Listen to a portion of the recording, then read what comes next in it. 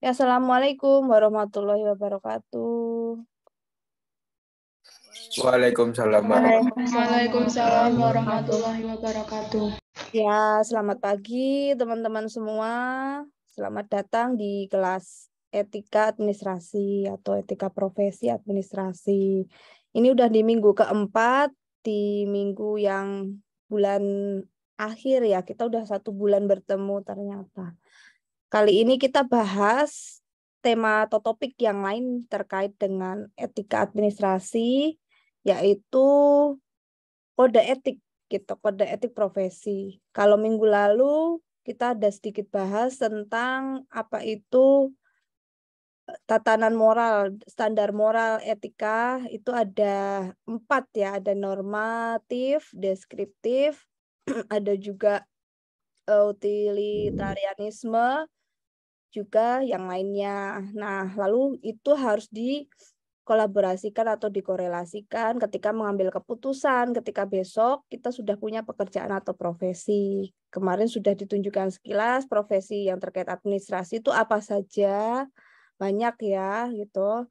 Dan mereka punya aturan gitu. Ketika kita sudah punya profesi, kita harus bersikap profesional terhadap pekerjaan kita. Agar kita bisa profesional, butuh tatanan aturan yang disebut dengan kode etik.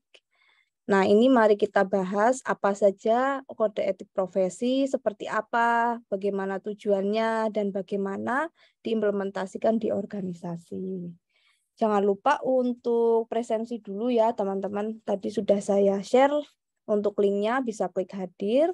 Sembari saya melihat yang on cam, kita akan hitung untuk kehadiran juga nanti di akhir acara di Zoom ya, di akhir kelas di Zoom.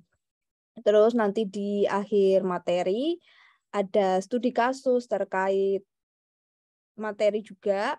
Dan ketika teman-teman bisa memberikan pendapat, begitu kita akan catat sebagai keaktifan ya. Jadi mohon diperhatikan materi yang akan disampaikan sebagai berikut. Nah, ini dia organisasi profesi. Organisasi profesi, ada yang tahu nggak contohnya apa sih yang ada di Indonesia organisasi profesi? Tuh, saya jelaskan dulu aja. Organisasi profesi, ya ampun. Organisasi profesi adalah organisasi yang sifatnya itu tidak mencari profit. Sebetulnya nggak cari profit ya, dirlaba. Dan ini kumpulan dari orang-orang yang punya profesi yang sama di satu bidang. Dia melakukan perkelompokan atau membuat komunitas. Tujuannya itu melindungi kepentingan publik atau kliennya nanti ya, atau yang mereka garap lah pasarnya, dan kepentingan profesionalisme bidang tersebut untuk menjaga reputasi dari profesi tersebut. Nah, organisasi profesional ini untuk memelihara, juga untuk menetapkan sebuah standar etika atas profesi itu. Intinya untuk melindungi masyarakat atau kepentingan publik yang ditangani sama profesi itu. Oke, contoh profesi di Indonesia apa selain dokter? PGRI, Bu. PGRI, Persatuan Guru. Berarti guru ya. Oke, Ya, organisasi profesi itu ada PGRI. Ada apa lagi? Ikatan Dokter Indonesia. Ada lagi ya. Banyak, ada ikatan pengacara Indonesia, ada ikatan para konstruksi, ada ikatan para arsitektur Indonesia, banyak banget ya.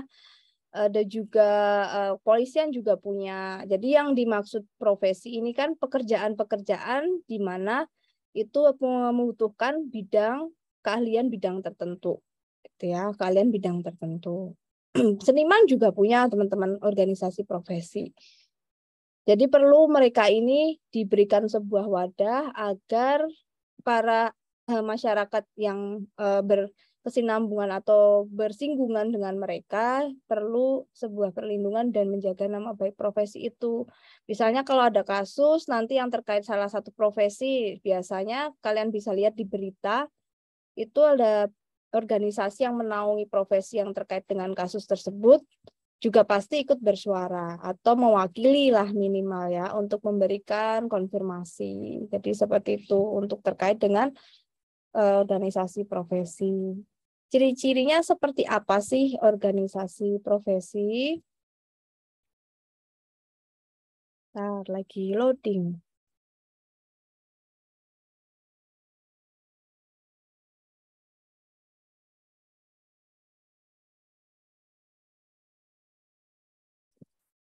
Ciri-ciri kalau menurut Dr. Azrul Aswar ada 3. Ya, ciri-ciri organisasi profesi ada 3. 1, berasal dari satu profesi. Jadi kalau guru ya guru semua. Boleh nggak isinya guru tapi ada koki atau chef kira-kira? Nggak pas ya teman-teman, tidak bisa. Jadi harus satu profesi. Tuh. Lalu yang kedua, punya misi utama merumuskan kode etik atau aturan bagaimana mereka bekerja dengan masyarakat. Dan punya aturan bagaimana mereka mempraktekkan keahliannya atau kompetensinya.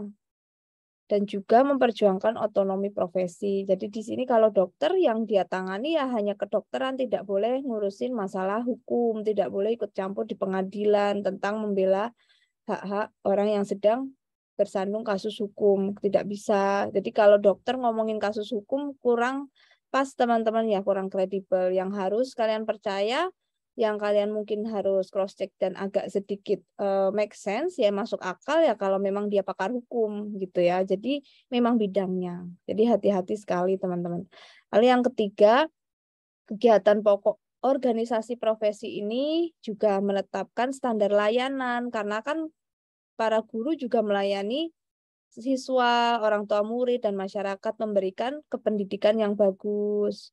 Juga dokter juga seperti itu, memberikan pelayanan medis yang terstandar. Jadi harus ada standar, dan standarnya itu harus ada kode etiknya. Misalnya kalau di dokter, standar kode etiknya untuk riwayat sakit pasien, histori-histori bagaimana penyakit pasien itu tidak boleh diceritakan ke publik, tidak boleh diinformasikan namanya atau seperti apa. Bu, kalau yang di video terus ditunjukin tuh ini ada penanganan pasien gitu.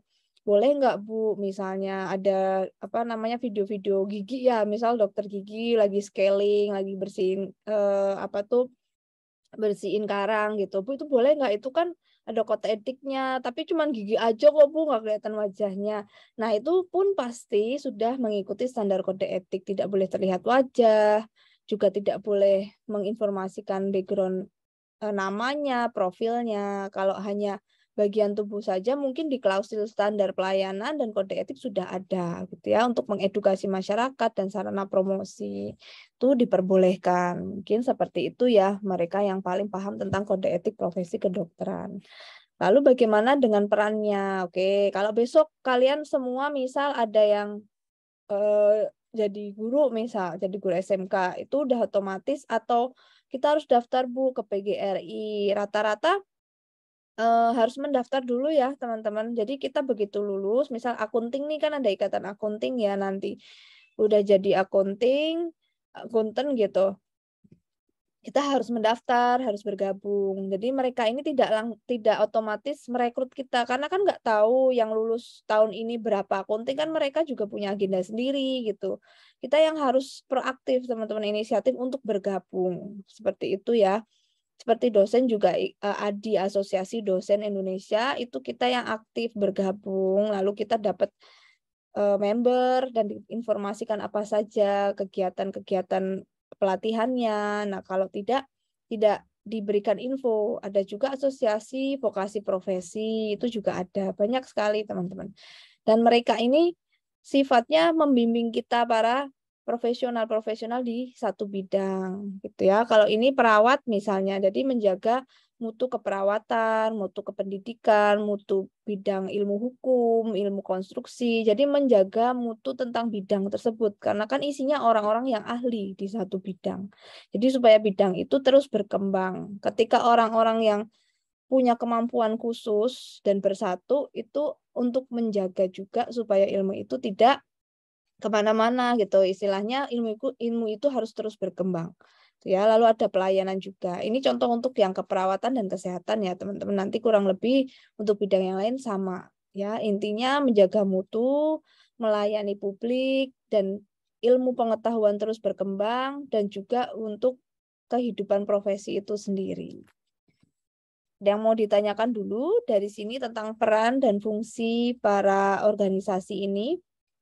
Nah, ini keperawatan. Ini contoh yang banyak ya, dan karena memang dia ini lebih ke pelayanan publik yang paling terlihat. Perawat itu kan dia melayani publik sekali ya, memberikan jasa yang kita bisa nilai, oh di sini ramah, oh di sini ketika menangani orang sakit itu satset ya, cepat ditanganin. Terus kalau kita sebagai pasien bertanya, diberikan informasi kapan bisa ambil obat. Terus ini sakitnya harus seperti apa, penanganannya itu kadang perawat sebagai asisten dokter itu juga punya profesi, teman-teman ya. Gitu. Ada juga izin praktek ya, izin praktek. Notaris juga itu juga ada izin prakteknya, ada pendirian izin prakteknya. Jadi mereka harus buka kode etik dulu. Misalnya kalian lulusan hukum S2 notaris begitu. Nah, itu pun harus ikut profesi grup kenotariatan supaya nanti tahu kode etik gimana sih kalau mau membuka praktek sendiri, apa saja syaratnya. Itu badan profesi untuk organisasi profesi notaris yang akan membimbing dan mengawasi kita sebagai lulusan notaris misalnya. Itu ya. Seperti bidang iptek pun juga, bahkan kalau kita pakai teknologi juga sudah diatur di situ. Oh, mau konsultasinya nanti bisa lewat online, lewat sosial media itu juga ada. Mana aja yang boleh diinformasikan di sosmed, mana yang nggak boleh. Mana yang boleh diinformasikan terkait data-data publik. Itu sudah diatur di kode etik. Nah, gitu. Lalu gimana juga kehidupan profesi itu diatur, bagaimana membina kerjasama dengan yang lain. Jadi disinilah perannya para organisasi publik untuk profesi ini supaya berkembang, karena ada MOU-an atau ada kerjasama dengan yang seprofesi tetapi di luar negeri atau di area-area lain gitu. Bahkan juga berkolaborasi dengan pemerintah, juga profesi lain bahkan seperti itu. Misalnya aja rumah sakit bangun satu fasilitas publik, pasti kan nanti bersinggungan dengan organisasi profesinya macam-macam.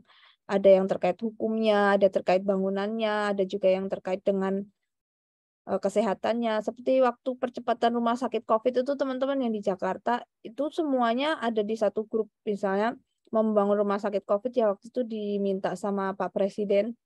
Kebetulan adik saya yang bagian konstruksinya gitu. Terus ketika sudah jadi, kita harus evaluasi yang menggunakan kan tenaga medis. Tenaga medis ini ada perwakilan dokter, ada perwakilan perawat, itu mengkomunikasikan bagaimana bangunan yang sudah dipakai, apakah ada kendala atau seperti apa. Nah, itu nanti akan ditangani lebih lanjut oleh para kontraktornya yang membangun. Misalnya itu juga membina kerjasama, begitu ya. Karena satu membuat event yang sama, event atau sebuah project, gitu ya. Ada manfaatnya nggak, Bu, kalau kita gabung nih misalnya? Saya maunya nggak gabung, Bu, maunya sendiri aja. Kan boleh ya, independen. Banyak kok teman-teman saya yang mengajar, tapi juga nggak ikut organisasi profesi. Sebenarnya bebas, tidak masalah, teman-teman. Tidak wajib hukumnya. Itu sunnah. Tapi idealnya memang lebih baik kita gabung. Akan banyak manfaatnya. Nah, salah satu manfaatnya tentu saja kita akan berkembang punya pengetahuan karena ada pelatihan biasanya berapa bulan itu ada agenda pelatihan kan lumayan. Nah, pelatihan ini ada sertifikatnya. Kalau tersertifikasi itu tanda bahwa keahlian kita semakin diakui begitu, semakin buat trustworthiness publik semakin meningkat. Jadi di situ kenapa bisa memajukan dan mengembangkan profesi karena ada info tentang pelatihan yang akan diinformasikan kepada kita sebagai anggota. Lalu ada penertiban ruang gerak profesi, mana yang diperbolehkan, mana yang tidak diperbolehkan. Misalnya saja dosen dan guru atau PNS. Biasanya guru dan dosen atau siapapun ya pejabat PNS, bukan pejabat sih, pegawai-pegawai PNS itu kalau ingin wira swasta ya, misal mau bikin PT, Bu, aku mau usaha, Bu, bikin PT, tapi udah punya kerjaan nih PNS. Nah, itu mereka tidak boleh jadi komisaris, teman-teman. Tidak boleh punya PT dan jadi komisaris. Ya harus orang lain karena pendiriannya kan 4 orang. Lalu di situ kita jadi apa dong? Misal kita yang punya ya harus pasang orang atau minimal kita jadi pemegang saham. Nah, ini dapat infonya harus dari rata-rata ya dari organisasi profesi. Jangan sampai kita nggak tahu gitu tentang ruang gerak kita tuh sampai mana gitu. Nah, ini biasanya pentingnya kalau kita bergabung sama yang satu profesi. Jadi kita mau kemana ada konsultasi. Kita bisa dikonsultasikan di situ. Ada tempat ruang konsultasi gitu. Juga menyatukan pendapat warga profesi. Nah, ini kan akan keluar nanti sebagai aturan-aturan baru atau penetapan baru. Misalnya, kok nggak boleh sih punya PT? Kita kan juga pengen usaha kalau pensiun. Misalnya para PNS ini nggak boleh teman-teman punya PT. Jadi bolehnya boleh tapi pemegang saham sih. Namanya tidak boleh ditaruh di komisaris atau ownernya. Nah, ini kan menyatukan pendapat. Awalnya mungkin nggak boleh banget ya, mungkin di awal pembuatan kebijakan publiknya. Lalu akhirnya jadi penetapan boleh tapi pemegang saham. Nah, ini kan ada pendapat yang harus disatukan di profesi itu. Tuh, kalau selain PNS saya kurang tahu ya untuk PT. Kebanyakan sih kalau udah ikut kementerian memang tidak diperbolehkan, teman-teman. Ya, itu ada kode etiknya ya. Takutnya kan mengambil kekayaan negara berlebihan ya, karena kita sendiri sudah dijatah oleh negara untuk kesejahteraan gitu. Lalu yang keempat, manfaat organisasi profesi mencakup kesempatan di anggota yang bergabung di profesi organisasi itu berkarya dan aktif memajukan profesi. Jadi kalau ada pelatihan, bisa jadi dia ngisi juga di profesi yang lain. Bisa aja dia jadi konsultannya, bisa jadi dia sebagai penasehatnya, atau apapun itu, sambil memajukan profesi bidang, kita bisa mendapatkan relasi. Di manfaatnya banyak banget. Inilah contoh organisasi profesi yang ada di Indonesia yang tadi kita sudah sedikit singgung ya. Ada ikatan dokter, ada ikatan akuntan. Kalau ID misal simbolnya tuh ular nih ya, simbolnya ular sama gelas. Itu kan yang ini yang dokter ya.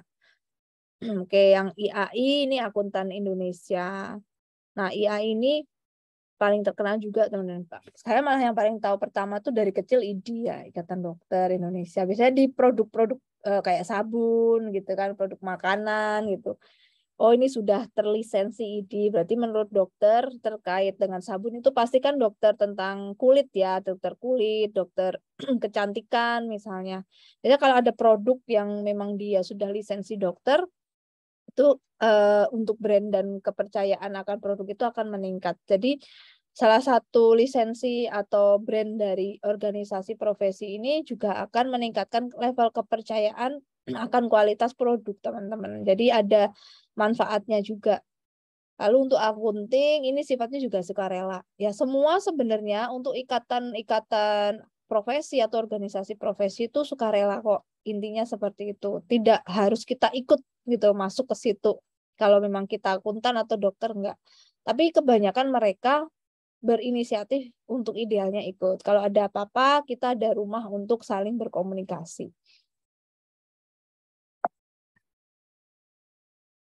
Ini yang insinyur ya, yang teknik gitu ya. Teknik juga ada Persatuan Insinyur Indonesia. Tapi nanti juga ada lagi, tidak hanya insinyur secara umum. Kalau ini kan umum. Yang penting sarjana teknik gitu. Sarjana teknik mau mesin, elektro, mau kimia, mau teknik sipil, mau teknik arsitektur atau apa tuh ada dia di namanya PII. Tetapi nanti ada sendiri, teknik mesin juga punya sendiri, dia persatuannya, teknik elektro dia punya sendiri, untuk ikatan arsitek juga ada sendiri, untuk konstruksi juga ada sendiri. Bahkan untuk pengusaha bidang apa juga ada sendiri-sendiri gitu. Lalu farmasi juga punya ya ikatan organisasi atau sarjana farmasi. Nanti siap-siap teman-teman kira-kira mau jadi apa setelah lulus, setelah graduate, nanti kira-kira mau ikut atau gabung organisasi yang mana gitu. Karena banyak sekali manfaatnya. Tadi kan ada fungsi dan peran, ini yang paling utama teman-teman, paling pokok mendasar organisasi profesi itu punya fungsi apa. Pertama, kita kalau udah gabung, kita wajib ikut aturan ya. Nah, aturan itulah yang nanti akan kita ikuti sebagai anggota. Jadi jangan sampai kita tersandung masalah hukum terkait apa yang kita miliki, bidang kita misal guru.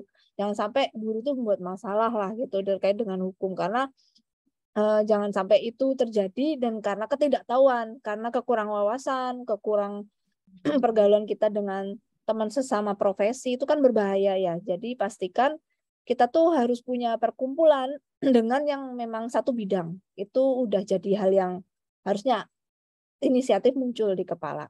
Jangan sampai salah langkah ketika bekerja karena sangat riskan. Kenapa? Kan kerjaan kita ini tidak hanya kita menangani orang terdekat, tapi orang di luar sana yang kita nggak kenal, yang punya latar belakang karakternya masing-masing.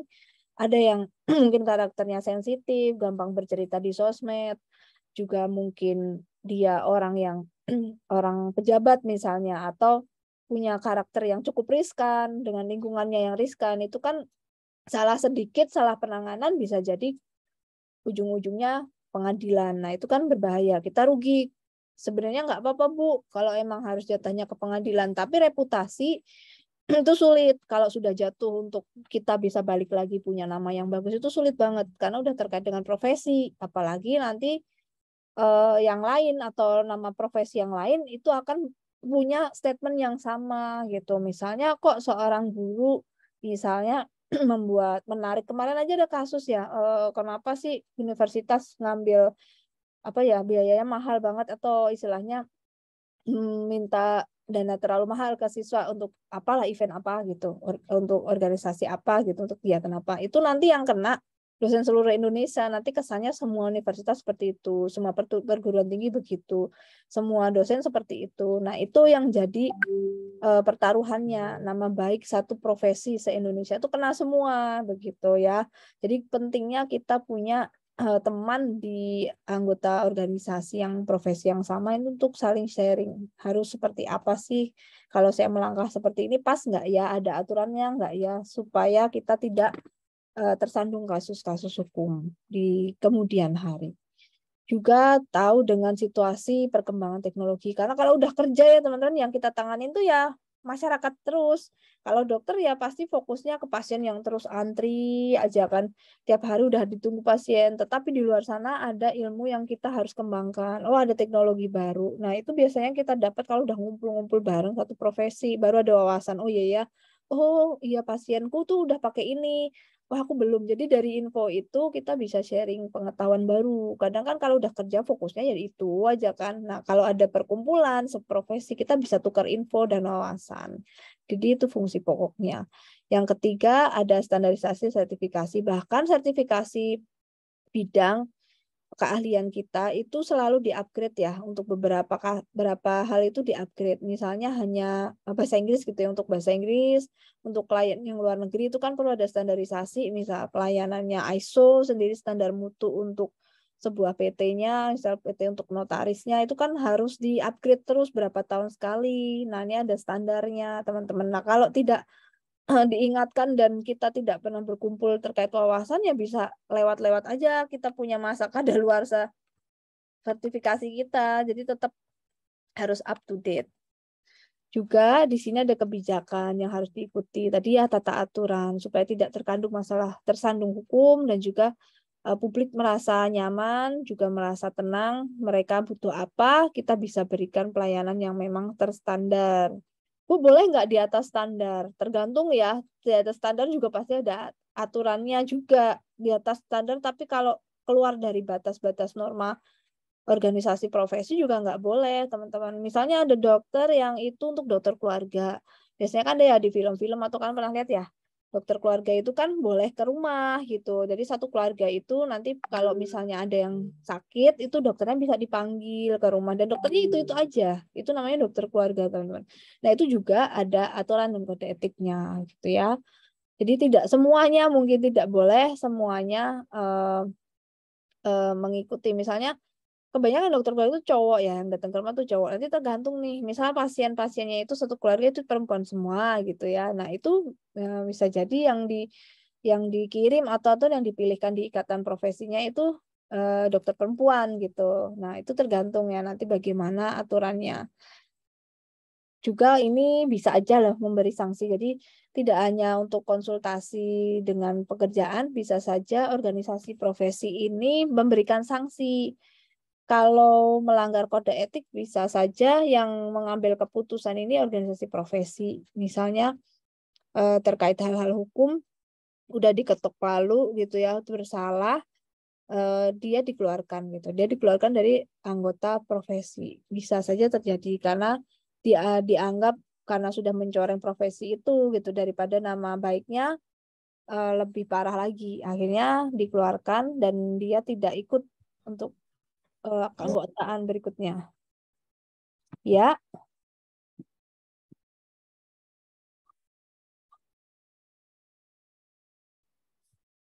yuk kita masuk ke tata aturan atau pengertian kode etik itu sendiri. Apa sih kode etik itu? Kenapa harus ada aturan dan kenapa ini disebut kode etik? Etika dari bahasa Yunani ya, karena awal muncul semua ilmu pengetahuan itu konon emang berasal dari negeri para filsuf atau Yunani, di mana munculnya era pencerahan yang tadinya penuh kegelapan, era peperangan dan permusuhan gitu ya. Kemudian muncul era Renaissance atau era pencerahan itu di Yunani, sehingga banyak para ilmuwan atau para pemikir itu berasal dari Yunani, termasuk mencetuskan kata etika atau ethos yang artinya characters atau habit, kebiasaan, juga watak dari perilaku seseorang.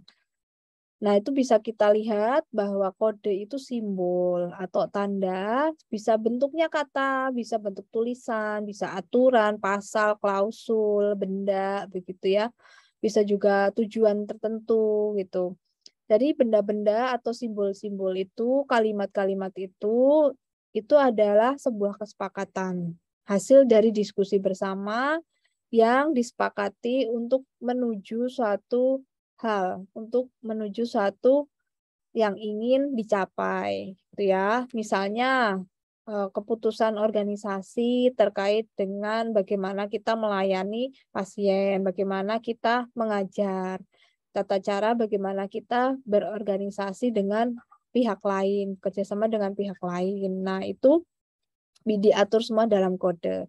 Nah, bagaimana dengan etik? Ketika udah bergabung dengan etik, kode etik itu adalah norma jatuhnya, aturan lagi yang lebih tinggi atau asas dasar dari berperilaku yang ini diterapkan di satu kelompok dengan kelompok yang satu bidang, ya. Jadi ini menjadikan dasar kita berperilaku. Jadi ketika kita ngajar, oh harus ngadep depan, harus berdiri di depan. Ada nggak ngajarnya di samping gitu atau apa ya istilahnya ngajar tapi itu antara gimana ya? Ya orangnya ada gitu loh, tapi materinya nggak ada atau gimana gitu. Istilahnya nggak pas, tidak terjadi komunikasi, tidak terjadi komunikasi atau tidak kita ngajar tapi nggak ada statusnya gitu, nggak ada sertifikatnya atau menjelaskan, jadi kan kurang pas. Jadi semua ada aturannya ya teman-teman, kalau ingin lengkap ada aturannya. Nah terkadang ada yang bilang loh kok dia ngajar padahal bukan guru, oh bukan, dia hanya sharing aja, jadi kita tidak bisa katakan dia guru. Misalnya dia kita katakan oh, just discussion ya, hanya memberikan wawasan, sharing pengalaman. Jadi tidak bisa kita sebut guru gitu. Nah, itu hanya formalitas gitu. Apa hanya informalitas aja disebut guru. Tapi kalau untuk tata aturan di legal formalnya untuk misalnya membuat suatu laporan tidak bisa disebut seperti itu. Terkadang kita lihat aturannya, itu ya. Dari sini ada yang mau tanyakan dulu nggak terkait istilah kode etik. Jadi kode etik itu asas, norma, aturan yang mengatur sebuah perilaku dari seseorang yang memiliki atau menjalani sebuah profesi. Tujuannya apa? Aturan ini dibuat supaya punya martabat yang tinggi gitu. Istilahnya profesi ini kan bidang yang sulit dicapai ya. Butuh waktu lama untuk sekolah, butuh trial dan error, butuh juga belajar buku-buku banyak gitu. Ketika ada buku, disitulah ada ilmu pengetahuan dan ada sebuah filsafat keilmuan, ada pola pikir, ada hasil buah pikir yang itu tidak gampang munculnya, itu butuh sebuah perenungan. Disitulah pencerahan, titik pencerahan manusia padanya punya etika yang baik gitu ya. Nah, itu fungsi dari kode etik. Makanya tetap harus kita ikuti aturan itu. Misalnya aja di kelas seharusnya tuh kode etiknya kalau ada siswa yang tidak paham atau tidak bisa menjawab pertanyaan, tidak boleh memberikan kayak kasar ya, kayak sentakan kasar atau kata-kata makian. Itu kan kode etik tidak boleh menggunakan makian atau kata-kata umpatan di kelas. Misalnya itu juga kode etiknya ya. Sama pasien juga seperti itu. Dengan klien juga sama, tidak boleh semarah-marahnya kita ya. Kalau di perbankan juga ya, CS itu kan dia harus punya kesabaran tingkat tinggi ya, karena ada kode etik yang harus dijaga. Kadang ada para nasabah itu yang karakternya susah dikontrol, terus para CS ini yang harus menghandle mereka.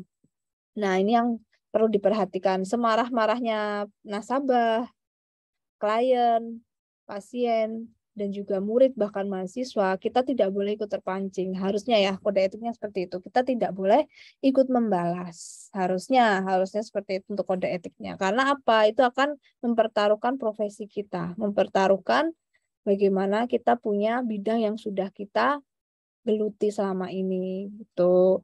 Lalu tujuannya supaya kita terpelihara kesejahteraannya. Kan enak ya yang namanya kerja tanpa ada hal-hal yang merepotkan di jalan, seperti nanti kena kasus hukum, itu kan repot. Jadi kita nggak sejahtera, hidup jadi nggak tenang, apa-apa harus lapor, keluar uang buat pengacara, kan repot, jadi nggak sejahtera. Jadi ikut.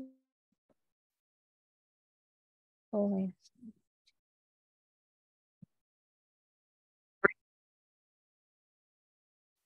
Oke, sebentar ya, tadi tiba-tiba down. Ya, kita lanjut lagi. Bagaimana meningkatkan mutu profesi itu sendiri dengan sharing-sharing ilmu ya. Dan untuk meningkatkan pengabdian. Bu, kenapa sih kalau udah punya ilmu harus mengabdi? Kan kita hidup ini makan, minum, kan numpang di satu wilayah. Ibarat kita ngambil dari alam yang saat ini kita hidup gitu ya. Kita minum juga dari air yang ada di bawah, dari bumi ini. Ya otomatis apa yang kita ambil harus kita kembalikan dengan cara kita belajar yang baik, punya ilmu yang bagus, akhirnya kita berikan kembali ke makhluk yang ada di bumi ini juga. Jadi itu bagaimana kita harus mengabdi ya. Karena apa yang kita sudah ambil, makanan atau tempat, rumah, kita membangun rumah, kita ada di kamar yang itu di bawah di ini ya, di bumi ini itu kita harus kembalikan lagi gitu teman-teman untuk menjaga keseimbangan. Makanya kita harus mengabdi apa yang kita sudah miliki. Lalu untuk meningkatkan mutu organisasi profesi, yang namanya organisasi juga punya visi misi, tidak hanya profesi itu sendiri, juga untuk meningkatkan layanan di atas keuntungan pribadi. Jadi kita kan udah digaji nih, otomatis harus fokus ke pelayanan kepada publik, tidak hanya fokus gaji. Udah yang penting aku digaji kok, aku nggak mau ngelayanin mahasiswa skripsian, yang penting tiap bulan udah dapet gitu ya. Nah itu mungkin kode etiknya kurang pas, nanti tidak bisa dikatakan profesi kita dilakukan profesional karena profesionalisme itu sangat penting sekali sebagai standar mutu gitu ya. Nanti kan kita ada akreditasi, ada juga bagaimana ISO standar mutu pelayanan. Nah, itu kita diuji bagaimana melayani secara profesional. Tuh. Lalu juga untuk menjalin kerjasama sama ya tadi ya untuk menentukan aturan-aturan yang ada.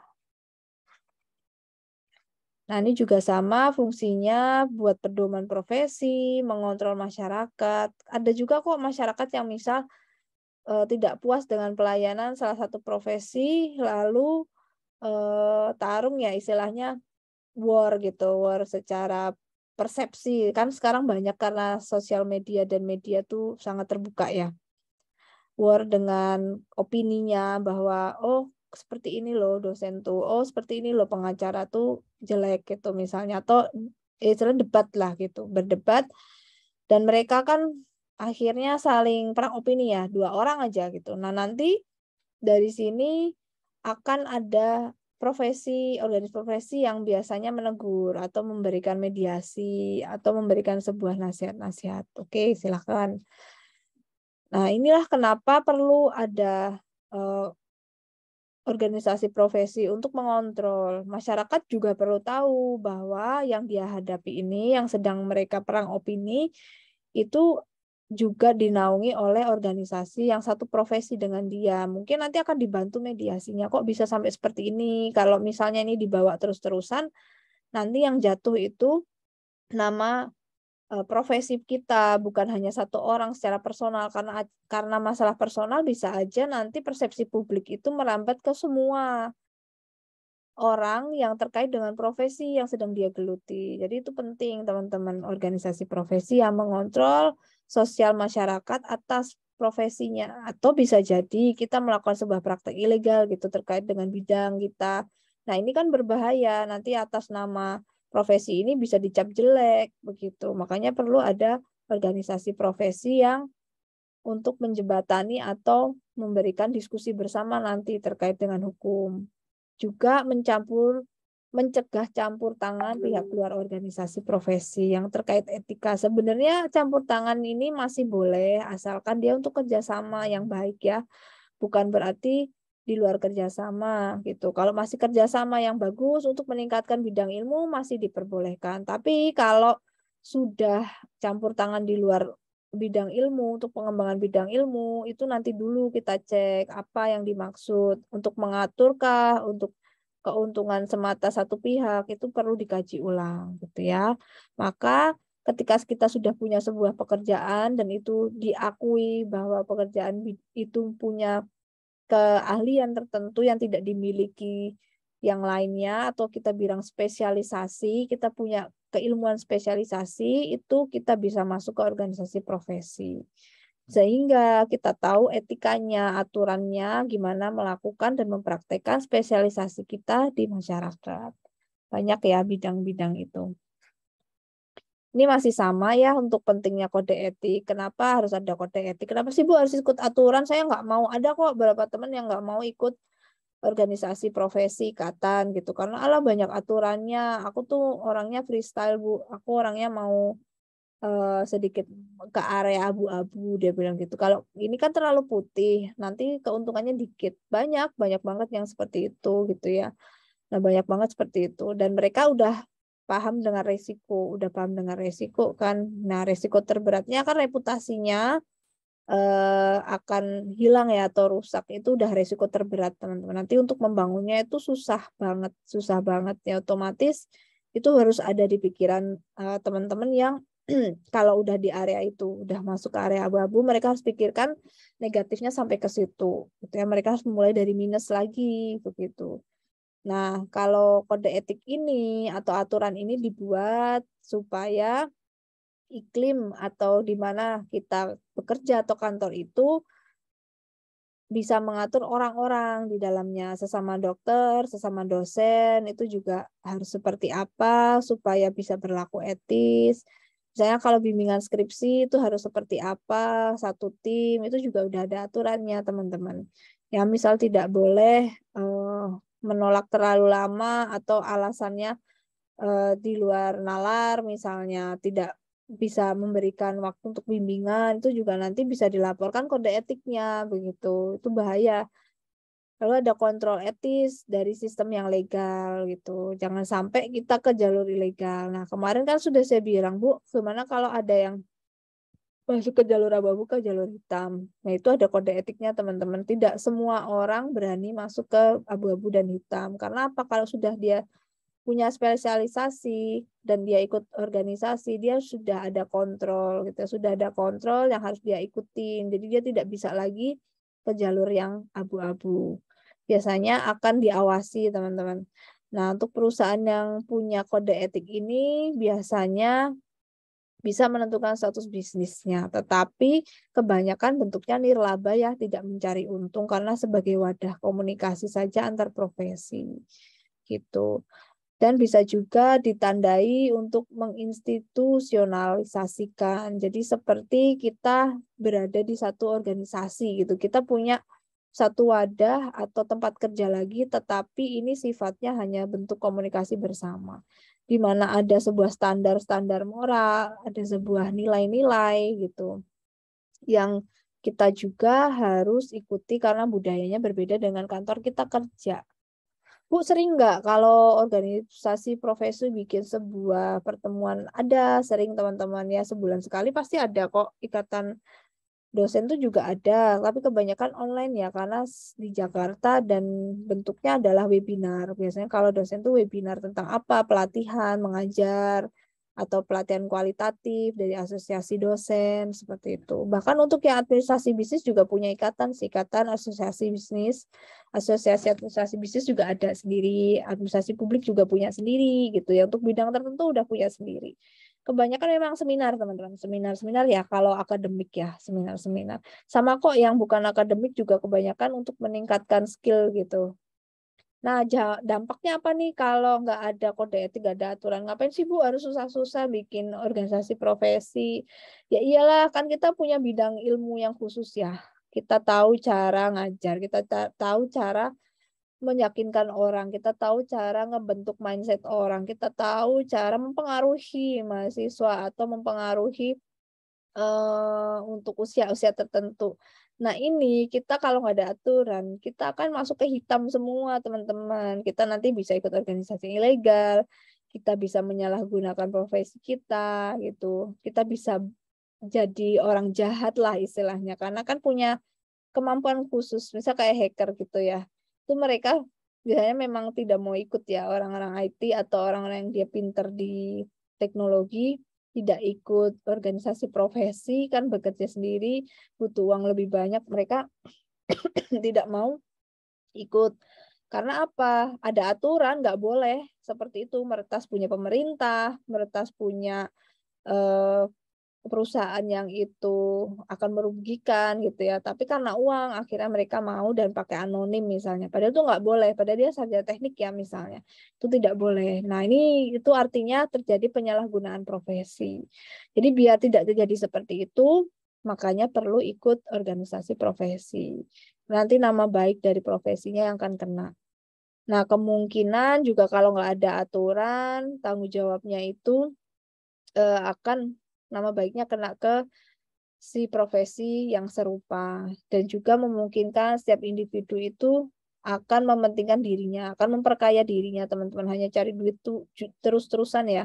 Seperti yang kemarin ditanyakan salah satu teman di kelas, ya akhirnya terjadi sebuah korupsi dan tidak memikirkan dampak masyarakat dan dampak teman-teman yang seprofesi dirinya yang ada di jalur putih jadi kena hitamnya begitu. Nah, itu yang tidak bagus. Jadi perlu kita ikuti tata aturan bagaimana kita melakukan profesi. Nah, kalau nggak ada profesi ya image buruk di masyarakat akan melekat. Kan nggak enak ya. Sekarang image buruknya semakin menjadi-jadi. Bu, gimana nih kalau kita sudah ngecap sebuah profesi itu buruk? Harusnya dari pihak mereka organisasi profesi itu yang mengklarifikasi, atau mereka harus meyakinkan kembali ke masyarakat dengan memberikan edukasi, memberikan contoh-contoh yang bisa lewat sosial media atau media. Makanya di televisi kan ada tuh saluran yang khusus dia kayak penangkapan tuh ya, penangkapan polisi yang misal nggak pakai helm, itu juga untuk mengembalikan citra sebenarnya teman-teman. Itu jadi organisasi profesi untuk kepolisian juga mereka punya sebuah nih ya cara untuk mengembalikan kepercayaan masyarakat. Ada juga acara di TVRI seperti mengajar dan isinya guru, liputan guru, itu juga sama. Itu sebenarnya untuk meningkatkan citra guru, karena kan namanya masyarakat selalu ada event ya, event yang ada sebuah kejadian lah pasti untuk tanpa disadari itu melukai nama profesi itu tanpa disadari ya, karena namanya manusia hidup kan jalan nggak mungkin mulus ya. Nah itu perlu ada perbaikan citra dengan sebuah acara misal, atau dengan sebuah event-event masyarakat yang di offline itu disponsori beberapa anggota profesi misalnya, dengan memberikan image-image yang baik dibangun kembali ke masyarakat. Kenapa? Kalau udah kena susah bangun image itu mahal, makanya perlu ada event, perlu ada acara TV menggambarkan oh ini baik kok, ini nggak masalah. Itu dia sulitnya ya. Kalau kode etik sudah dilanggar, jatuhnya itu wah nggak kira-kira, makanya perlu hati-hati. Nah, penyebabnya apa sih sampai ada beberapa ya yang melakukan pelanggaran? Misalnya salah satu profesi misal hukum tapi malah dia korupsi gitu ya. Kan dia yang tahu hukum ya, misalnya aja waktu itu ada kasus hakim Mahkamah Konstitusi kan, dia kan pasti ikut profesi hakim ya, hakim se-Indonesia, tapi malah korupsi mengambil dana suap ya, malah menerima dana suap karena dia memenangkan salah satu calon waktu pilkada atau pilek gitu. Nah, itu sudah melanggar kode etik, teman-teman. Maka dikeluarkan kan waktu dari hukum ya, dari asosiasi hukum mereka. Nah, penyebabnya satu karena kekeluargaan ya, pengaruh sifat kekeluargaan. Misalnya seorang dosen nih, kalau dosen memberikan nilai tinggi pada siswa karena dosennya ini dekat sama siswa tersebut, misal karena saudaranya. Nah, ini dia pelanggaran, itu nggak boleh. Misalnya ada kalau anaknya sakit, jadi didahuluin dulu nih kalau dia ngantri dokter, ya harusnya sesuai antrian sama. Jadi diperlakukannya sama. Makanya itu dilanggar. Ya, ada kan pasti teman-teman lihat, loh kok ini antriannya mereka nggak ngantri kalau lihat pakai elang dalam misalnya. Itu sebenarnya udah pelanggaran kode etik nih sebenarnya ya. Makanya Indonesia nggak maju-maju. Kita bikin aturan, kita langgar sendiri. Ya itu dialah, itu mentalnya kita masih seperti itu teman-teman. Lalu pengaruh jabatan. Nah ini ada juga misal ada anak yang ingin masuk sebuah akademi, dia harus bayar gitu ya karena dia ketuanya di situ, jadi tidak harus bayar gitu, atau dihilangkanlah kewajiban dia yang seharusnya itu dia juga lakukan. Itu menyalahgunakan jabatan, teman-teman. Jadi karena kita punya posisi yang pas, strategis, kita bisa lakukan itu. Itu sebenarnya kode etik. Jadi banyak sekali pelanggaran kode etik sebenarnya ya. Lalu pengaruh masih lemahnya penegakan hukum. Iya, benar banget ya. Kadang hukum kita masih bentuk RUU sih, karena terlambat ya.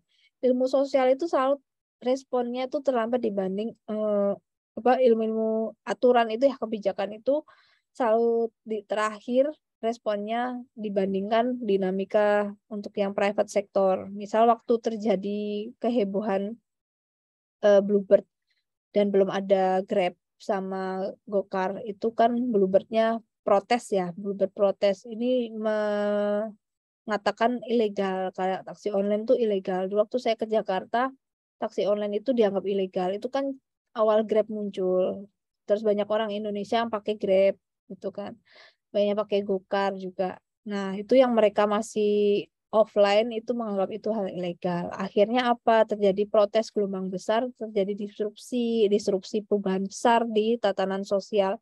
Artinya kita punya hukum dan aturan itu selalu terlambat dengan dinamika private sector. Jadi memang akar untuk perubahan itu di private atau di swasta, sektor-sektor dinamika masyarakat dan bagian bisnisnya ya, baru pembuat aturannya baru disusun terakhir gitu. Nah ini juga ya ada aturan untuk dosen yang punya anak habis melahirkan, katanya RUU Ketahanan Keluarga bilang cutinya akan jadi 6 bulan, yang tadinya 3 bulan jadi 6 bulan begitu. Karena banyak yang udah dikasih cuti 3 bulan masih nggak masuk ke kantor, kan daripada menyenggol kode etik terus gitu, daripada dia melanggar kode etik terus karena masalah anak, tapi juga di sisi humanisnya akhirnya dibuatlah aturan itu untuk menegakkan hukum juga.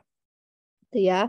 Juga tidak ada kontrol dan pengawasan dari masyarakat, atau mungkin sudah bosan itu terjadi terus, ya sudah biarin aja deh. Ya nggak ada yang tegur. Nah, penyebab pelanggaran juga bisa jadi memang organisasinya itu nggak ada gitu, sarana aturannya aja nggak jelas gitu, untuk menyampaikan komunikasinya kurang pas, tidak ada wadah komunikasinya.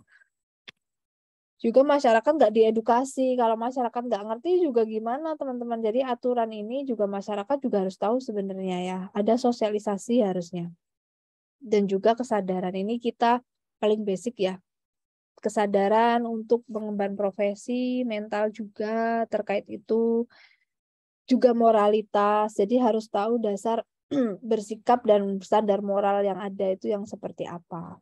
Apakah utilitarianisme, ataukah normatif, atau standar yang lain. Jadi mau ngambil yang mana nih standarnya? Nah, itu perlu disadari atau perlu ada sosialisasi atau pembelajaran terkait standar moral. Harusnya beberapa bulan sekali itu diingatkan ilmu-ilmu dasar tentang standar etika moral. Harusnya loh gitu ya. Karena kan terjadi perkembangan kasus ya setiap Bahkan setiap hari ada update kasus, harusnya ada wadah itu, ada wadah yang membahas tentang terkait kode etik yang terbaru, terkait teknologi, terutama terkait teknologi dan beropini publik. Itu kan berbahaya kalau sampai salah ngomong ya.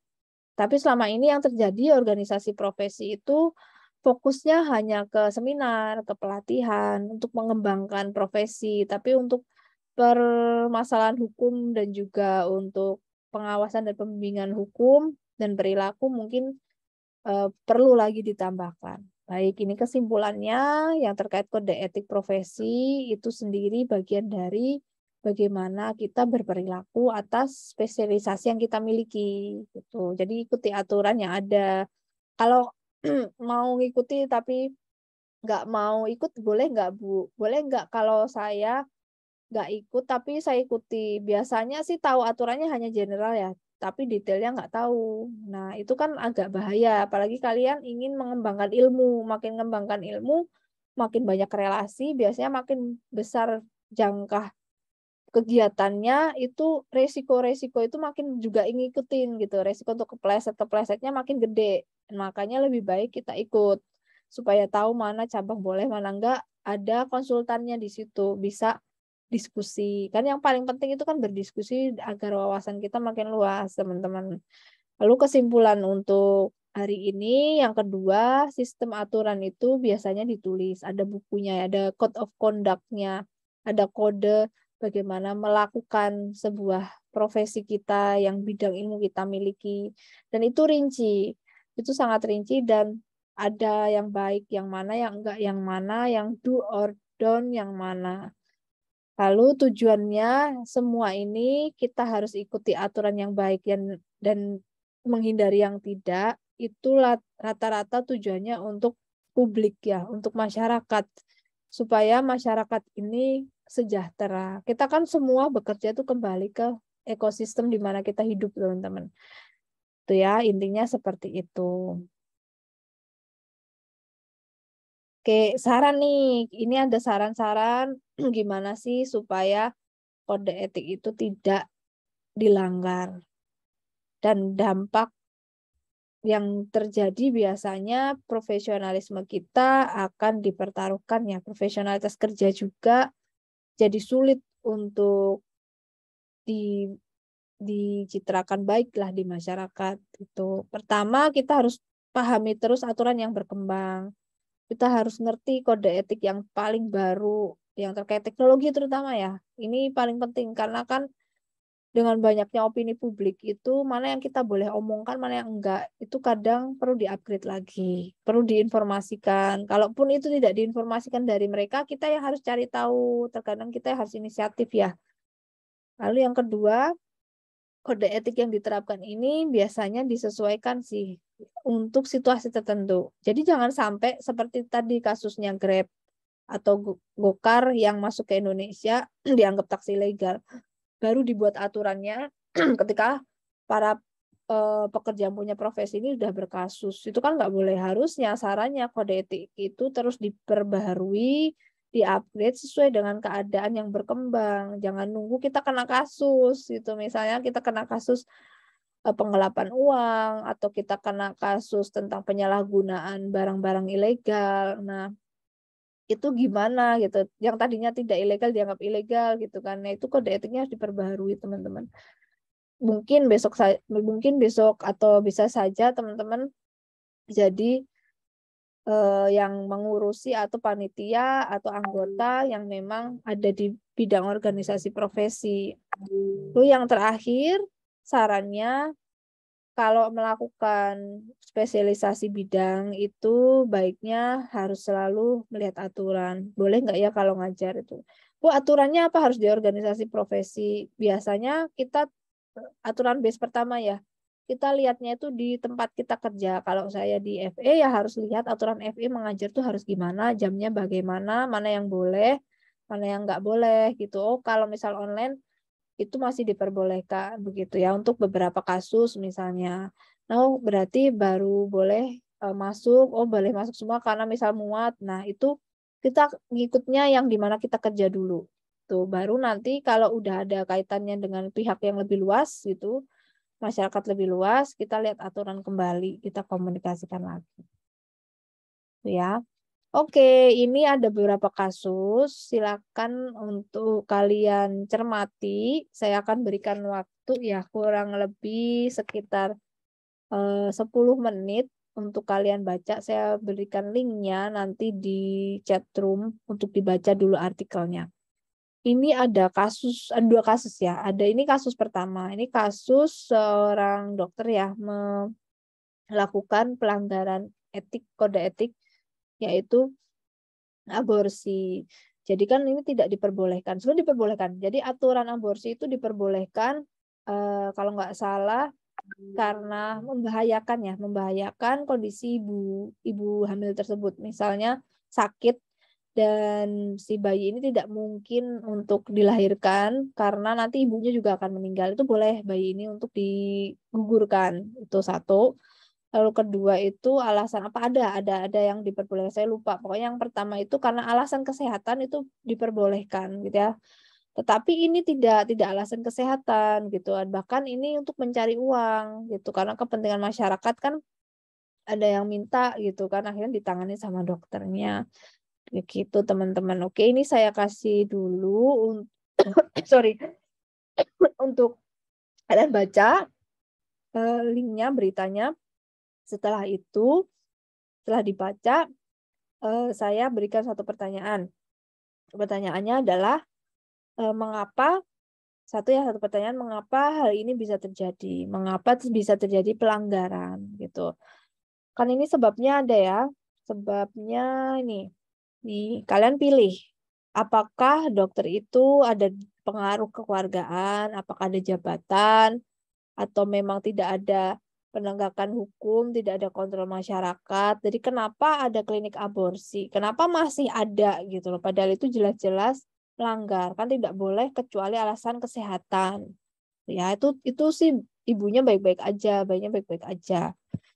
Nah, apakah karena tidak ada sarana mekanisme masyarakat untuk mengontrol, masyarakat diem aja? Menurut kalian kenapa klinik-klinik ini tuh masih berjalan gitu loh? Kalau kalian lihat pasti masih banyak terjadi ya enggak?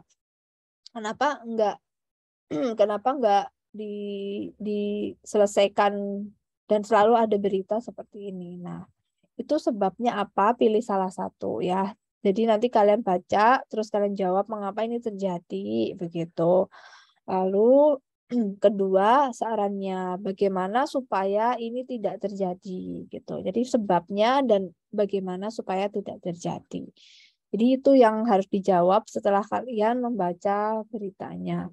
Saya berikan waktu 10 menit untuk menelaah artikelnya. Nanti silakan untuk raise hand gitu ya.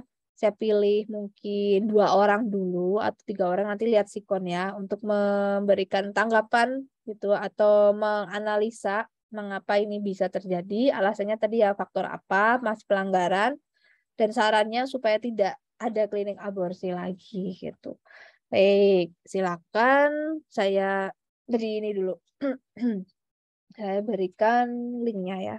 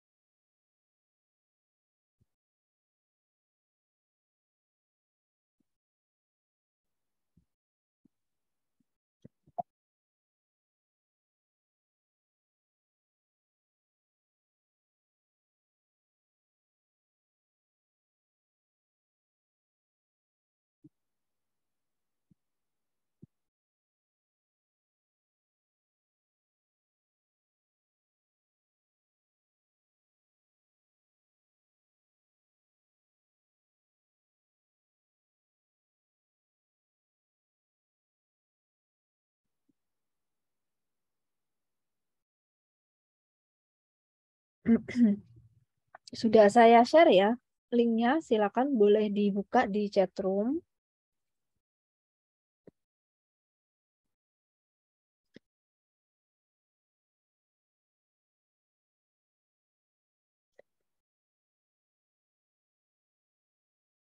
Oh, linknya udah nggak ada. Bentar, saya update lagi. Oh, salah titik ini.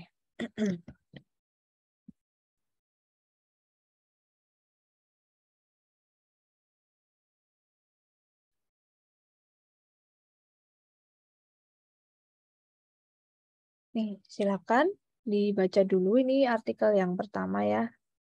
Tersangka klinik. Iya, ada 2 berita.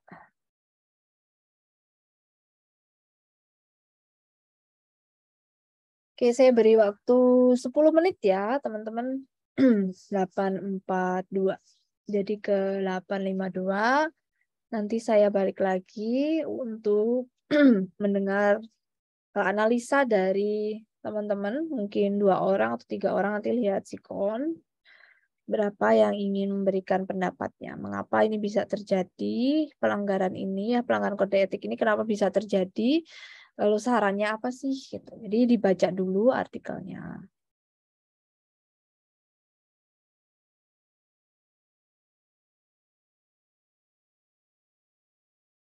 Mantap.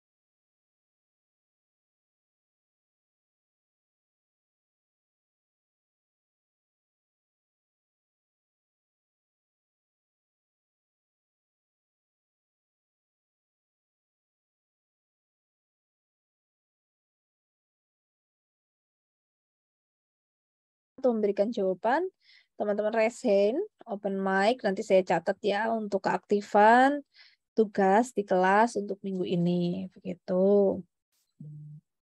Kalau mau meresen dari sekarang juga tidak apa-apa. Nanti kita akan dengarkan seperti apa jawaban dari teman-teman.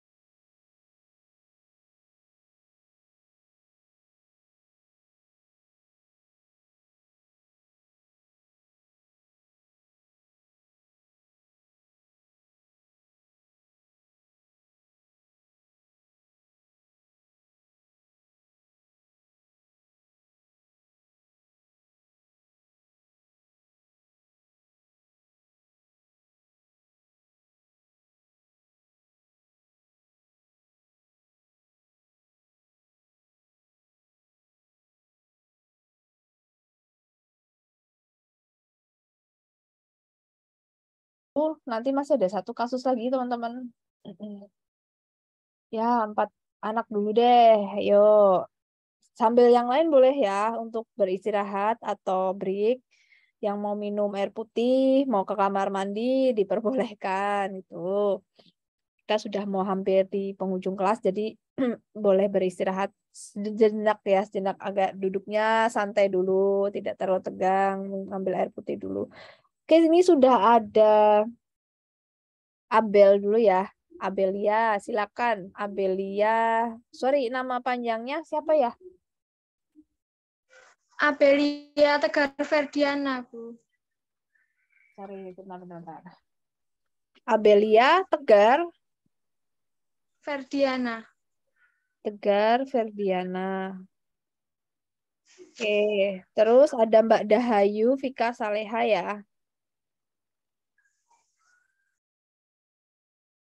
Lalu ada Margareta Friska.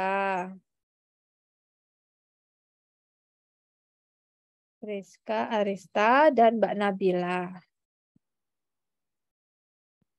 Mbak Nabila Fauzia. Oke, menurut Mbak Abel, apa nih penyebab Dokter Sarsanto ini melakukan pelanggaran kode etik untuk membuka klinik? Bahkan banyak banget ini pegawainya loh. Nah, ini apa deh sebabnya? Salah satu penyebabnya apa nih menurut Mbak Abel? Menurut saya untuk mencari keuntungan sendiri di profesinya dan lemahnya penegakan hukum di Indonesia, yaitu klinik tersebut sudah berjalan beberapa tahun dan sudah banyak korban, namun pihak berwajib tidak segera sigap mengatasinya.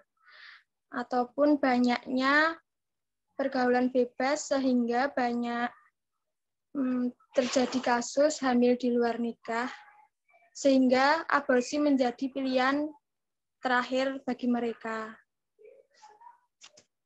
Oke, berarti penyebabnya karena masyarakat ya, tidak ada tuntutan masyarakat begitu untuk menjaga ya. Ya. Oke, boleh. Pendapatnya masuk akal, bisa kita terima dan keuntungan sendiri ya. Jadi dokter ini pingin dapat duit lebih banyak gitu. Wah, jangan-jangan mungkin dia kekurangan gitu karena yang di rumah sakit mungkin gajinya dikit, akhirnya dia mengambil jalur-jalur yang abu-abu deh gitu ya. Oke, lalu Meldahayu, thank you ya Bel. Terima kasih. Ya, kalau Dahayu gimana? Menurut saya kasus ini dikarenakan banyaknya kasus hamil di luar nikah, Bu. Jadi Masyarakat ya, karena faktor lingkungan yang menuntut permintaan itu ada gitu. Iya, banyak pria yang sering nggak mau tanggung jawab Oke. dan juga cenderung jadi enggan mempertahankan kandungannya. Jadi aborsi ilegal ini dianggap alternatif dan pihak dokter sendiri juga memanfaatkan keuntungan gitu. Oke, berarti ini salah laki-laki tidak tanggung jawab di luar sana ya, berarti ya. Oke, ini karena sosial, apa istilahnya, fenomena sosial yang makin marak, tekanan permintaan masyarakat, akhirnya dokter yang kepepet butuh duit ini ambil jalur-jalur itu, gitu. Iya. Sarannya apa, Dahayu, kira-kira? Sarannya menurut saya melakukan sosialisasi tentang dampak negatif hubungan seksual di luar nikah dan juga pembentukan UUD yang mengatur tentang mungkin pihak pria atau pihak wanita yang harus bertanggung jawab terhadap kehamilan mereka. Oke, undang-undang ya, undang-undang untuk masalah siapa tersangkanya terkait kasus pengguguran ini janin gitu ya, undang-undang. Ya, nanti aku informasikan. Ada kasus sih terkait ini, akhirnya gimana ending kisahnya itu nanti aku infoin ya. Thank you, Dahayu. Margaret. Margareta Friska. Penyebabnya apa nih? Menurut saya penyebab pertamanya itu karena penegakan hukum yang tidak kurang ketat ya? Ya, kurang tepat gitu, Bu. Terus belum terbentuknya kultur atau kesadaran dari para pengemban profesi untuk menjaga martabat luhurnya terhadap profesi tersebut. Terus faktor yang ketiga itu tidak adanya kesadaran etis dan moralitas di antara para pengemban profesi untuk menjaga martabat luhurnya di profesi tersebut. Sarannya Lalu apa nih? untuk sarannya sendiri, agar tidak terjadi kasus-kasus selanjutnya yang mungkin akan lebih parah, menurut saya yang pertama ditekankan itu lebih dikuatkan lagi hukum dan undang-undang yang ada. Terus yang kedua itu menekankan dan mensosialisasikan mengenai kode-kode etik yang ada agar terlaksana dan terbentuk kode etik yang sesuai dan tepat di masyarakat maupun di profesi yang ada, begitu Bu. Oke, berarti sama ya, mensosialisasikan kepada si dokter-dokter ini ya, yang ada di organisasi itu ya berarti ya. Iya, Oke, juga masyarakatnya Bu. Oke, mensosialisasikan masyarakat bahwa tidak boleh menggugurkan kandungan kecuali memang alasan khusus ya, gitu. Jadi itu sebuah pelanggaran, gitu. Ditekankan lagi terkait hukum. Oke, terima kasih Margaret. Ada Nabila, silakan. Menurut saya ya Bu, itu pertama karena kurangnya kesadaran diri dari pengemban profesinya akan pentingnya kode etik dalam bertanggung jawab dalam melakukan profesinya tersebut. Kemudian yang kedua, ada kurangnya pengetahuan akan kode etik oleh pemilik profesi maupun dari masyarakatnya. Nah, yang ketiga, kurangnya pengawasan oleh pemerintah dan instansi pendidikan, lebih tepatnya sih kayak kurangnya penegakan hukum di Indonesia dan kurangnya penegasan pentingnya kode etik yang ada dalam profesi. Terus yang keempat, ada tuntutan hidup sih Bu, tuntutan hidup yang memaksa para pelakunya untuk mendapatkan pendapatan yang lebih banyak daripada saat dia melakukan profesinya sebagai dokter gitu Bu. Oke, sarannya tadi memberikan apa? Sarannya apa dari Nabila? Untuk para dokter di Indonesia agar lebih memahami lagi gitu tentang kode etiknya dan dapat bertanggung jawab dengan profesi yang dimilikinya gitu Bu. Dan juga agar tetap menjaga martabat luhur dari profesinya tersebut. Karena apabila kegiatan klinik aborsi tersebut tetap dilakukan dan semakin banyak, itu pastinya akan membuat profesi dokter menjadi dicap jelek dan juga ditingkatkan kembali hukuman yang ada di Indonesia dalam menyikapi pelanggaran kode etik dalam profesi tersebut, Bu. Oke, thank you Nabila. Terima kasih ya. Abel, Dahayu, Margareta, sama Nabila. Ini ada yang resen, 2 lagi kalau nggak salah. Ya, untuk yang resen berikutnya, kita akan masukkan ke kasus berikutnya saja ya. Karena waktunya mungkin nanti bisa lebih dari 90 menit. Kan teman-teman juga butuh istirahat untuk kelas berikutnya. Oke, saya beri kesimpulan. Thank you yang sudah memberikan informasi tadi, memberikan informasi terkait opininya ya. Ada yang bilang bahwa ini kesalahan para laki-laki tidak bertanggung jawab di luar sana. Berarti banyak banget ya kan. Jadi ada kasus kemarin nih, sama persis kayak gini teman-teman. Kasusnya seorang ibu yang memang menggugurkan kandungan bayinya terus dibuang ya. Dibuang, ditangkap polisi gitu. Ditangkap polisi karena apa? Pas polisinya itu bawa bayinya, tiba-tiba waktu polisi mencari siapa yang buang bayi, dan karena yang paling penting kan bayi ini harus dikasih ASI dulu kan karena udah lapar. Waktu lagi cari ASI itu ada seorang ibu yang datang ke polisi. Dia bilang, saya bersedia untuk memberikan ASI. Ternyata itu yang ibu yang buang gitu. Jadi ibu yang buang itu juga berpura-pura lagi datang sebagai orang nolong gitu. Begitu ditanya-tanyai ketahuan bahwa saya yang buang gitu. Begitu diinterogasi, si ibu ini tidak jadi ditahan ya dengan alasan kemanusiaan karena tidak punya uang, kok tiba-tiba punya anak tuh biayanya tinggi gitu untuk menghidupin nggak ada, sedangkan ibu ini tidak kerja dan laki-lakinya juga tidak tahu kemana, juga tidak punya pekerjaan. Nah, akhirnya daripada dia punya beban ekonomi, dia sendiri makan susah, badannya terlantar, lebih baik dibuang atau diletakkan ke depan pintu orang untuk dijaga gitu, dijagain. Tapi ternyata malah dilaporkan ke polisi gitu. Jadi atas alasan kemanusiaan tidak jadi ditahan teman-teman gitu. Itu ada ya.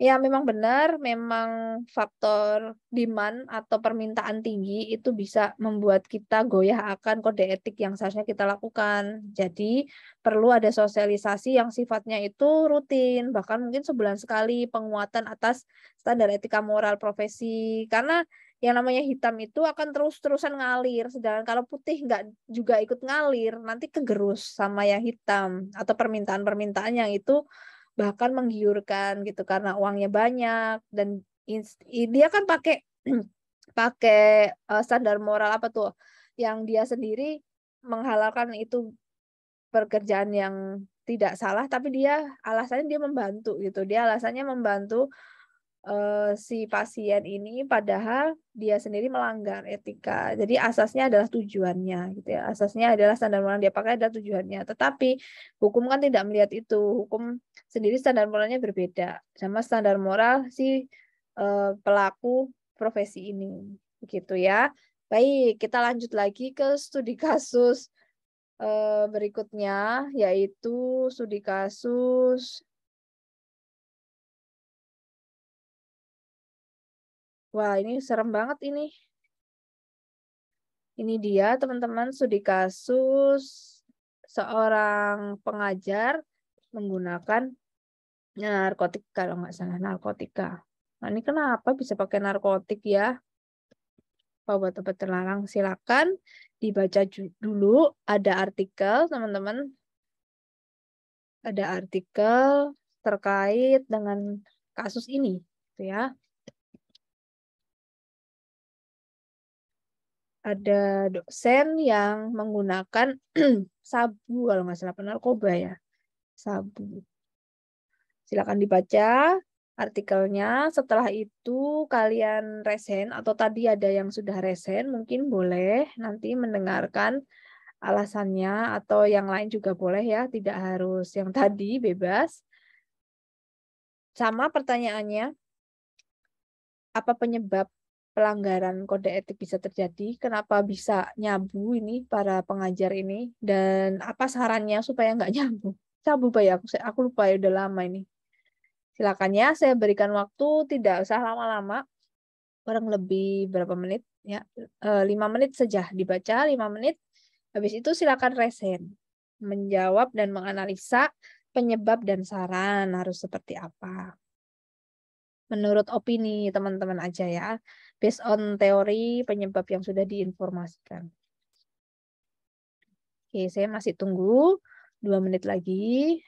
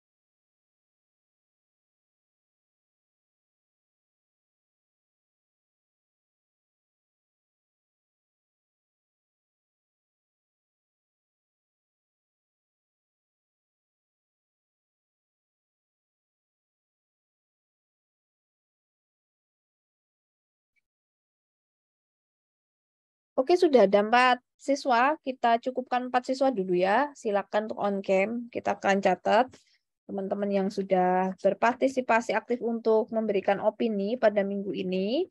Ada Mas Muhammad Zidni ya. Muhammad Zidni Mubarok. Lalu ada Mbak Yohana Kristiana Putri, ada Mbak Iin, Khairatun Hisan ya. Dan Mbak Ria Oktaviani. Oke, saya pin dulu untuk teman-teman menginformasikan. Silakan Mas Zidni. Menurut saya itu dikarenakan mungkin dosennya itu mengalami sebuah kejadian yang membuatnya terlalu pusing memikirkan sesuatu, sehingga dosen tersebut mengesampingkan kode etiknya bahwa dia itu sebenarnya pendidik yang akhirnya dia melakukan kesalahan dengan mengkonsumsi narkoba tersebut.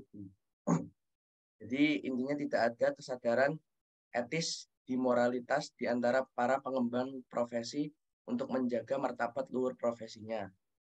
Lalu faktor lainnya ada dorongan dari sahabat, mungkin Bu tadi saya baca kasusnya, ada dia membeli dari istri sahabatnya. Jadi mungkin ada dorongan dari keluarga, sahabatnya atau keluarga, sahabatan ya.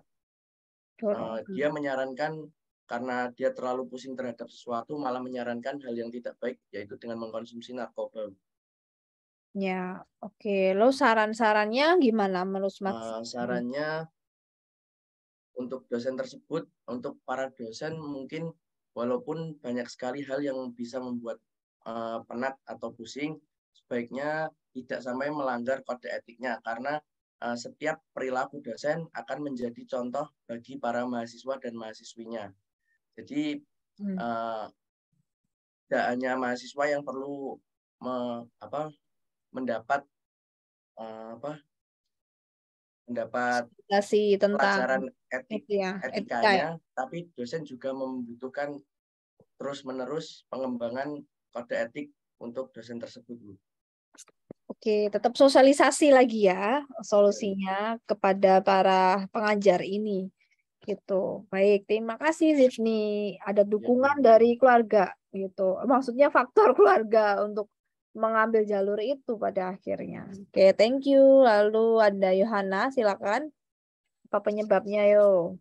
Baik, izin menjawab.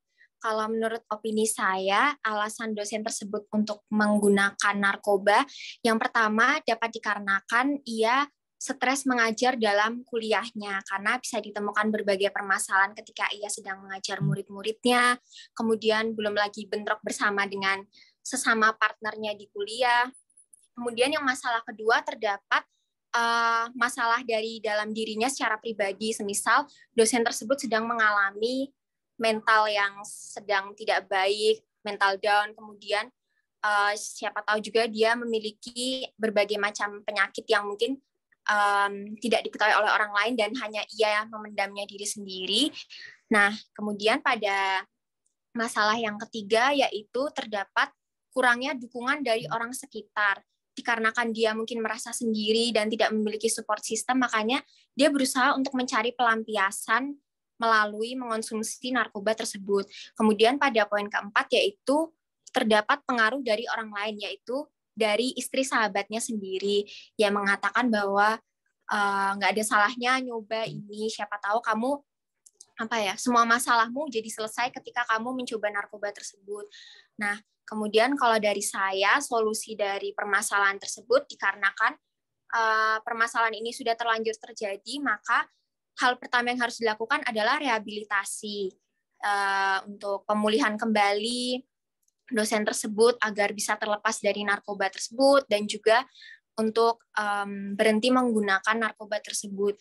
Kemudian yang kedua, ketika dia sudah selesai melakukan rehabilitasi, tentunya akan baiknya untuk dia apabila mengikuti sosialisasi mengenai bahaya penggunaan narkoba, kemudian apa hal yang dia harus dilakukan untuk mencegah penggunaan narkoba tersebut, dan berbagai macamnya.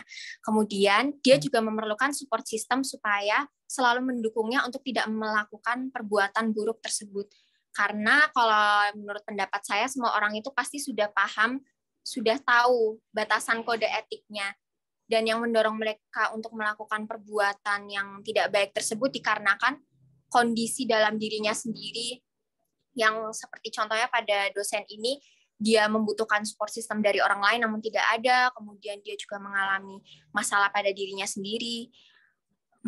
Kemudian dia juga bisa mengikuti organisasi setelah melakukan rehabilitasi, sosialisasi, dan juga memiliki support system. Dia juga dapat join organisasi yang mana dapat mengaturnya lagi untuk kedepannya bagaimana. Sekian. Oke, terima kasih Yohana. Apakah Iin juga sama? Apakah sama faktornya karena lingkungan keluarga juga, atau ada faktor lain penyebabnya sehingga terjadi pelanggaran kode etik?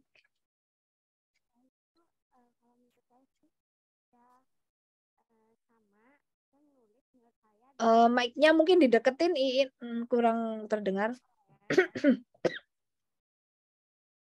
Menurut saya bisa jadi karena sama sih kayak Puput, Bu. Karena dosen ini mengalami depresi, bisa jadi karena terlalu banyak pekerjaan di kampusnya atau lingkungan yang tidak baik, dukungan dari lingkungan. Faktor lingkungan ya, menurut Ada lagi faktor lainnya selain lingkungan yang Puput bisa lihat atau duga? Lingkungan pekerjaan dan juga kerabatan ya, dapat solusi seperti itu. Ada lagi ya? Atau sama mendukung ya dengan Yana ya? Iya. Oke, untuk solusinya dari Iin? Dari Iin, solusinya memperbanyak pemahaman terhadap kode etik profesi, terus yang selanjutnya menegakkan nilai-nilai norma yang ada atau nilai-nilai agama supaya si dosen ini lebih dekat dengan Tuhannya gitu, biar enggak terjerumus lagi ya, ke narkoba tersebut. Ya. Betul, harus paham bahwa itu obat-obat terlarang itu haram hukumnya kalau di salah satu nilai moral agama mungkin ya. Kembali ke nilai-nilai standar moral agama dia, mungkin teleologinya dia harus pakai itu juga. Gitu ya. Oke, lalu ada lagi nggak? Terus sama menegakkan lagi nilai-nilai Pancasila yang ada yang sudah diajarkan dari kita sekolah dasar sampai ke perguruan tinggi. Sekian Bu, menurut saya begitu. Oke, nilai kewarganegaraan dia sebagai warga negara yang baik karena contoh gitu ya. Jadi contoh, jangan pakai barang yang ilegal misalnya. Iya. Oke, thank you. Kalau Ria, gimana faktor penyebabnya? Kurang lebih sama sih Bu, itu karena depresi dan faktor lingkungannya. Dan solusinya lebih menegakkan kode etik dan norma-norma yang ada di lingkungan sekitar mungkin. Oke, betul ya. Terima kasih Ria dan teman-teman yang lain. Ya, kurang lebih seperti itu. Jadi karena faktor lingkungan, faktor tuntutan, padahal dosen apa tuh tadi, olahraga kalau nggak salah ya, kependidikan, keburuan dan matematika. Sebenarnya kalau stres itu banyak jalan, tidak harus ke narkoba ya, bisa ke renang, bisa olahraga gitu ya. Usahakan olahraga sih, lebih baik better ke olahraga ya. Kalau kalian stres, jangan ke benda-benda seperti itu hanya sementara sesaat, tetapi nanti kita butuh lagi. Sekali udah menyentuh itu nggak akan bisa lepas. Lepasnya sulit banget, karena udah mempengaruhi kita punya mental dan juga kesehatan kita nanti. Oke, itu betul sekali. Mungkin juga support system itu saya setuju, mungkin teman-teman yang lain juga setuju ya. Support systemnya mungkin kurang kuat. Masa sahabat sendiri ya. Sahabat sendiri memberikan solusi yang seperti itu bukan solusi yang baik. Gimana Yohana, ada mau menambahkan yang berbeda mungkin?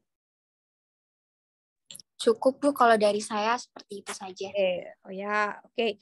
Jadi seperti itu ya. Terima kasih teman-teman, jawabannya luar biasa, sudah sesuai juga karena memang itu konteksnya yang ada di artikel ya, karena faktor lingkungan, dan solusinya selain rehabilitasi itu yang paling operasional, karena mungkin kalau udah kecanduan itu darahnya udah butuh lagi. Setelah itu baru dikasih sosialisasi etika moral, dia harus bangun reputasi lagi. Itu dari minus, teman-teman, itu sulit sekali. Nanti mungkin udah dicopot jabatannya, ya nggak bisa ngajar, udah dia harus cari profesi lain yang dia harus menghidupi dirinya sendiri. Kalau ngajar nggak ada yang mau, nanti universitas lain udah nggak mau terima dia lagi, takut ya nanti kalau muridnya ditawar-tawarin, kan takut ya, itu berbahaya.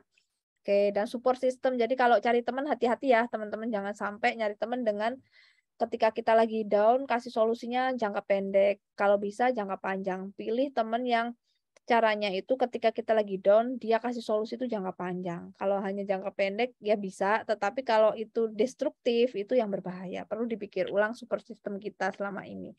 Oke, terima kasih. Itu saja yang bisa kita bahas hari ini terkait organisasi dan kode etik profesi. Terima kasih sudah hadir, sudah aktif juga. Sampai jumpa lagi minggu depan. Nanti saya informasikan, kemungkinan bisa masuk ke kelas mudah-mudahan karena sudah mulai agak fit. Sampai jumpa ya. Nanti saya kasih recordingnya. Jangan lupa yang belum absen dulu klik hadir. Oke, saya tutup kelasnya. Sampai ketemu lagi minggu depan. Assalamualaikum warahmatullahi wabarakatuh, teman-teman.